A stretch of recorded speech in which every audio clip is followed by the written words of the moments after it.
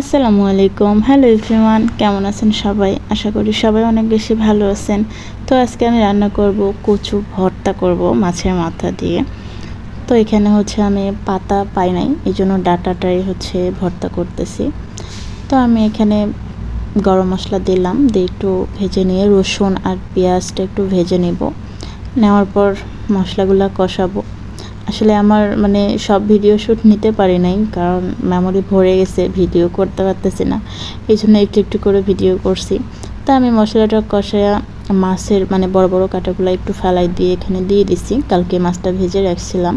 তারপর আমি কচু শাকটা দিয়ে দিলাম। সরি, শাক তো না, এটা ডাঁটা। তো দেওয়ার পর আমি হচ্ছে পেঁয়াজ আর রসুন আর একটু করে দিলাম, দিয়ে এখানে একটু লেবু রসও দেবো যেন গলা না ধরে, এই জন্য। তো এখানে আমি বেগুনটাও ভেজে নিচ্ছি। আজকে কচুর ভর্তা আর বেগুন ভাজি দিয়ে ভাত খাবো। তো এটা রাতের জন্য রান্না করতেছিলাম। তো আমার হচ্ছে কচুর ভর্তাটা অলরেডি হয়ে আসছে। এখন আমি ঘাটবো, ভর্তা তো এই জন্য এটা দিয়ে একদমই মিহি করব। দেন শেষে আমি একটু জিরা দিয়ে তেলের মধ্যে জিরাটা দিব, দেওয়ার পর ভর্তাটা দিয়ে একটু জাল দিব, দিয়ে নামাই ফেলবো।